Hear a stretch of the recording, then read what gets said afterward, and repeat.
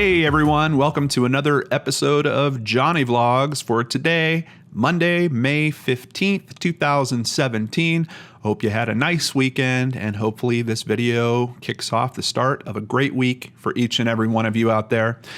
Before we jump into today's topic, I have to thank a bunch of new Patreon supporters. Look, the adpocalypse thing, it doesn't seem to be ending, and quite honestly, what you guys are contributing is substantial, and it is helping out so much.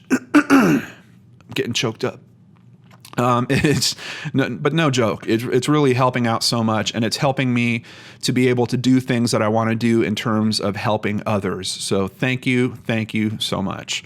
Let's get through this list. Nicole, is it Olivier or Olivier? I think it's probably Olivier, is now pledged. Thank you so much. Nocturnal Druid edited their pledge, and I believe that means they increased it. Yes, they sure did. Thank you so much, Nocturnal Druid. George Xanthanopoulos, we had a little email exchange going. Hey, George, and to any brain scratchers out in Greece, thank you so much for your support. Frankie Pegg, Christy Strasiner, I think I know that person, also increased her pledge. Christy, you do too much. Thank you so much. Sarah Michelle, Ottavio Bertoli. Hey, Ottavio, thank you so much. Paul Miller, Luis Hicken, Abby Allen, simply Michelle. It just says Michelle. She also pledged. Thank you so much for the support, Michelle. Brooke, I think it's Mega. Pretty cool name. And then George Xanthanopoulos actually upped his pledge. Thank you so much, George. And we also have Rhea Bridge. You guys are awesome. I know some people don't like that I have to spend so much time at the start of these videos, but I don't mind. I want to give you guys the appreciation that I think you deserve. So I always want to be sure to highlight all of the new patrons coming in and anyone that has upped their pledge. It means the world to me. Thank you so much. So today's topic, and by the way, near the end of this episode, I'm going to talk about a new project that I'm working on that is going to lead to an episode of Johnny Vlogs Live. So if you want to get the details on all that and how you can be part of it, please be sure to stick around to the end of this episode. So continuing on, what can we do to help other people, in particular with missing person cases, and my conversation with John Timperley, the father of Rosemarie. One of the things that he asked for was a critique, essentially, of his Facebook page for Rosemarie being missing. And I thought, well, why don't I take that one step further and do kind of a list of things that a good Facebook, in particular for Facebook, missing person page should have. So I reached out to a couple of the people that I work with. They kicked in some ideas, and here's what we came to in terms of the, probably, I guess we're going to talk about 10 points, the top 10 things that you should do on your missing person's Facebook page. Number one, make sure that it is publicly visible. There are certain people that are not on Facebook.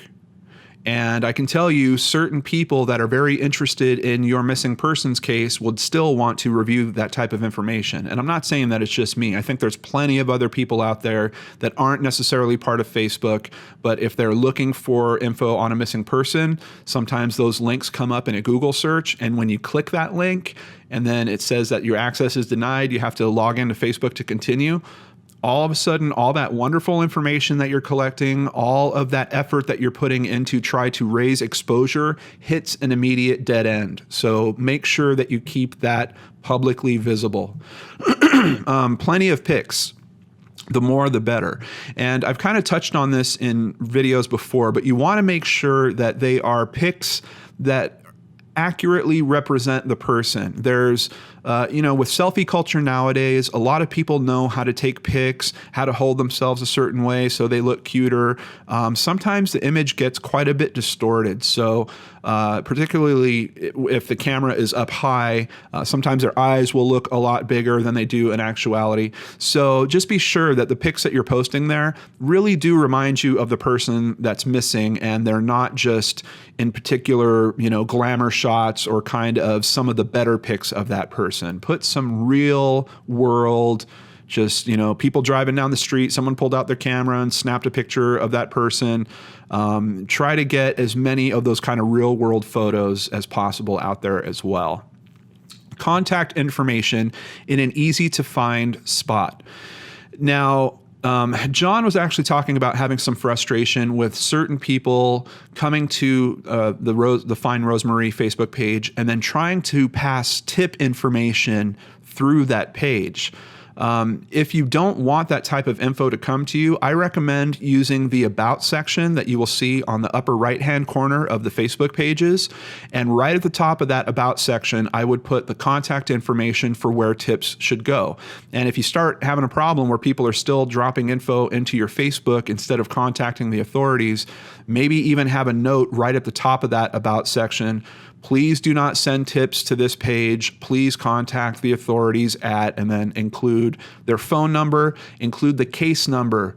I can't tell you guys enough about this. I have called on cases, talked to police officers. They don't know what I'm talking about. I give them a case number, and within 1 minute they find it. But without that, sometimes they can't find the case that you're referring to. So please be sure to include any type of case number that they've given you. All current media. This is a great way to keep that Facebook page current and active, is by including any mention of the missing person that shows up in any type of media. We're talking blogs, we're talking YouTube channels, we're talking major media sources. If it was on a television newscast, try to get someone to have a recording of that newscast, put it up on YouTube. It's really, really easy to put this stuff up on YouTube. If you're not trying to monetize it, you're not going to get in trouble. No one's going to try to take it down. The worst that would happen is the company that made the news might come and try to file a copyright claim on it, which is perfectly fine because they own the copyright there. And the worst that'll happen in that situation, from my experience, and admittedly, I'm not an attorney. I know there's threats way bigger than this, but I can tell you, in my years of experience of including information from news sources on videos, the worst thing that'll happen is they will run ads on that content and send that money back to that company. That's really not that much to pay. I mean, if you don't care about the money at all and you're just trying to get exposure for this case, that's really not a bad option. So know that you can do that, but preferably look for a YouTube page from that news source. See if they've already posted that video. If they haven't, perhaps you could contact them and ask them to do it. If they don't do it, maybe then I would say go to recording it yourself in some manner and posting it on Facebook. But you want to keep the activity kind of consistent on that Facebook page. So keeping the current media there is great. Noting any anniversary dates or birthdays in particular of the missing person, the date that they disappeared, any other dates that were important to them. All that stuff is a great way to just keep a constant churn on the page, which is what you want to do. Also remember that you have the pinned tweet, Sorry, I live in a Twitter universe, if you couldn't tell. You can pin a Facebook post, and that means that it will appear at the top of that page. That post could be very important. I would keep information in there like the vital stats on the person: height, weight, eye color, hair color, any known tattoos, any known jewelry, clothing description of when they disappeared. You might want to have that. Some people try to put that in the pictures that appear up at the banner. Sometimes that works pretty well, but if there's too much information to fit into that picture, I'd say put it into the pinned post. I've seen other people try to put it into the little icon of the person that kind of appears over on the left. That does not work well. What I think you should put there is just one of the better pictures that you have of what the person actually looks like. But trying to jam information into that icon, it's way too small for anyone to read. So remember that you can use a pinned post to have all that information right at the top, front and center. And it's the first thing that people that are going to come to your Facebook page are going to see, and it's that critical information that's usually on a poster for a missing person. Also, remember to get links to a NamUs profile, any GoFundMe campaigns that you might be running, anything that you're doing to try to support the effort of finding this person. Get those links in that pinned post as well, front and center, right at the top. If you have room in the about section on the upper right, you might want to put them in there. But what I've seen is that about section only displays, I think, like 3 or 4 lines of text, and then you have to hit a button to see the rest of it. That's not great. You want this stuff to be in their face, no other button that they have to hit to get to that information. You want to drive them, hopefully, to your GoFundMe campaign so you can hire your PI or pay for posters or go for all that stuff. And the NamUs profile, so important. And just know that in some states, as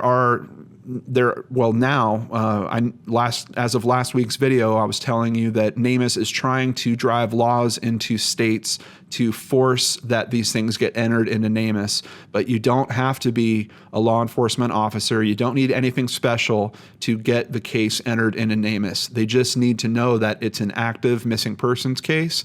You can go there, you can sign up for your own account, you can enter all the information yourself. They will put a caseworker on it, they will validate the information, and then it will be active on NamUs, and you want that information in there. So be sure to do that. A calendar of upcoming events such as search functions or memorials. That's a great way, once again, to keep people engaged in what's going on. So you might want to put that on Facebook. A timeline of the disappearance. I can't tell you how many times I look into cases.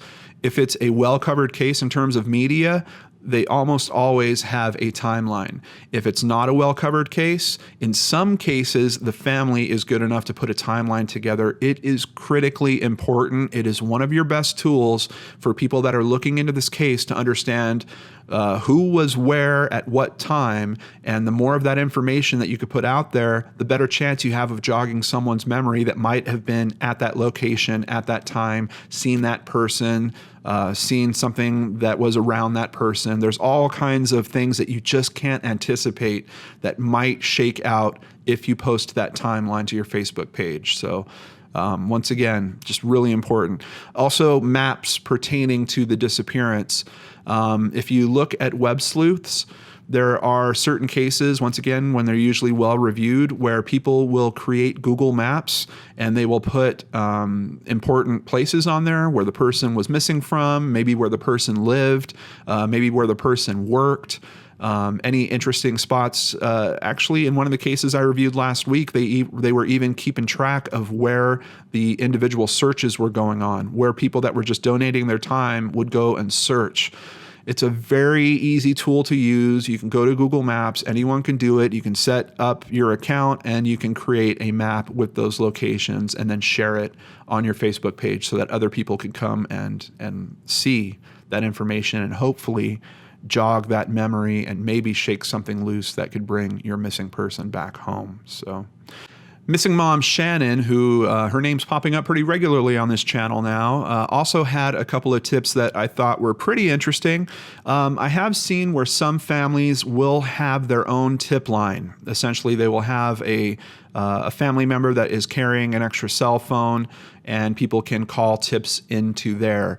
I personally, if that person is extremely responsible, it's probably a good idea. If it's just a voicemail box where things might not get checked all that frequently, or if it's hard for the person to do that, like in some cases, if it's Rosemary's father and it's emotionally taxing to him to try to do that service, I understand why people might not want to do that. But I have seen in a few cases where people will put a personal tip line. So of course you should have that information on your Facebook page if you're going to do that. She also points out that if family members can get a hold of any surveillance footage, this gets a little sticky sometimes because usually law enforcement is trying to get that information. Sometimes I've heard from certain family members of missing people, law enforcement will tell them not to post that information publicly. You might want to check with the law enforcement that you're working with. It will vary wildly, I can tell you, just from my personal experience. Some of them probably won't support of it. support it. Some of them probably will support it. It's hard to know for sure. It's really important you try to keep a good relationship with the law enforcement that's helping you on the case. So I really think you should at least include them in the dialogue about releasing that type of information. But if a case goes cold, if you hit that point where you feel like they're not being particularly helpful, you might then opt to release any possible surveillance tapes that you were able to get your hands on. And speaking of missing mom Shannon, I have to thank her because the big announcement that I'm about to make about JohnnyVlogs Live coming back is in part due to her. She has got me in touch with a man named Corey from an organization called Destiny Rescue. And as soon as I looked into this organization, I knew it was the type of organization that I wanted to support and help. So I've literally just gotten off of a video call with Corey, learned much more about their organization, and we're putting together potentially how I can help them. What we're thinking here, which was actually Missing Mom Shannon's idea as well, is why don't we do a live stream that is also a fundraiser for that organization. So that is indeed what we are going to do.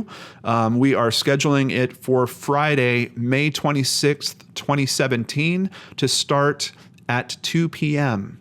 Central Time, US. So if you can be there, I really, really recommend that you try to get there. We're going to be covering some information that, quite frankly, blew my mind talking to Corey about it today. The type of work that they do is essentially saving children from trafficking situations. And the stories that I heard just today, and we didn't even dive into some of the deeper stories, Corey himself has gone on specifically undercover missions to rescue children from brothels. So it's going to be extremely interesting. There are many ways that you can help Destiny Rescue continue to do their fine work, and we are going to cover all of that in JohnnyVlogs Live, only the second episode of that. I hope to do more of them in the future. I really, really love the energy of being live. But once again, that is May 26th. That's a Friday, May 26th, 2017 at 2 p.m. Of course, the following Monday, it will be released on the channel as the episode of JohnnyVlogs. And I think, we're planning on an hour for that talk, but if today was any indicator, we're going to talk quite a bit. And at the end of that, of course, I'm going to give everyone that's there an opportunity to ask questions of Corey or myself about that topic and see what else we can learn. So it will have an open Q&A session towards the end, and we're going to learn a lot more about trafficking together, hopefully, if you can be there. So thank you so much, everyone. That is the end of this episode of JohnnyVlogs. I really appreciate you guys so much for spending time with me here. Take care. Have a great Monday. I'll see you right back here on the Lord and Arts channel tomorrow.